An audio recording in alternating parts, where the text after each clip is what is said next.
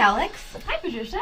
You look like you just came from somewhere. Did you go on vacation recently? I did. I just got back from Egypt. It was my Oh. first time there, and I got all these really cool souvenirs. Whoa. I'll show you some of them. This is a statue of King Tut, one of the pharaohs, and this is a sphinx and the pyramids, which I saw when I was there. Wow, that's so cool. I've never been to Egypt before. What was it like? It was so gorgeous. It was so warm and sunny.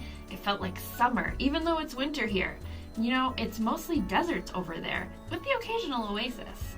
Wait, desserts like cake and cupcakes? No, not desserts, a desert. Like a place that's really hot and covered in sand with very few trees or other plants. Oh, I see. And what was the other word you said? Oasis? Yeah, an oasis. It's like this paradise in the middle of a desert. It has water and plants and trees and animals. It's so beautiful. Wow, that sounds amazing. What else did you see and do in Egypt? Well, my favorite thing that I saw was the pyramids of Giza. They look just like this, but a lot bigger. I can't believe that people built them so long ago without using like big diggers and excavators. They just used their own hands. Whoa, that sounds so cool. I hope I can visit Egypt one day too.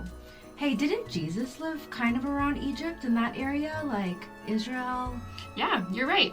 Remember we talked about how Jesus was born in a little town called Bethlehem, and the wise men came to visit him by following a star. They brought gifts of gold, frankincense, and myrrh. Oh yeah, I totally remember that. You and Ashley were talking about that story last week.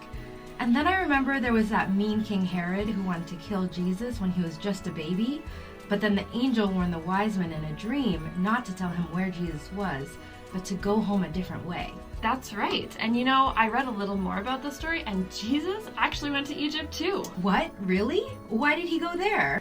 Well, after the wise men left, an angel also appeared to Joseph, Jesus' dad, to tell him that King Herod was still trying to find and kill Jesus. Whoa, he must have been really mad.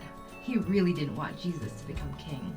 Yeah, but the angel warned Joseph and told him to take Mary and Jesus to Egypt, to stay there until it was safe to come back home. The Bible actually says that this was prophesied in the Old Testament. It's the earlier part of the Bible, when a prophet says, "Out of Egypt I call my son." Actually, that kind of reminds me of another story in the Bible. Do you remember the story of Moses and the Israelites, and how the Israelites went into Egypt too, but then they became slaves there, and so God called Moses to take the Israelites and set them free? Yeah, I do remember that. It's kind of like a pattern in the Bible.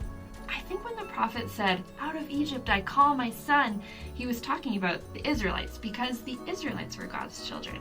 But later in the story, we learn that Jesus is God's son, and his story is like Israel's story in a lot of ways. Wow, that's so cool that there are all these patterns in the Bible. Jesus is like Israel. The Israelites had to escape from Egypt because they were being treated so badly, and Jesus had to escape to Egypt because King Herod was trying to kill him. Definitely. But I think the point of the story is that God is so much more powerful than the bad things that happen to us.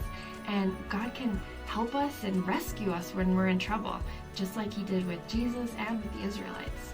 That's true. I feel like whenever I'm in trouble or going through something bad, I can always pray to God and ask for help because I know that God loves us and cares about us.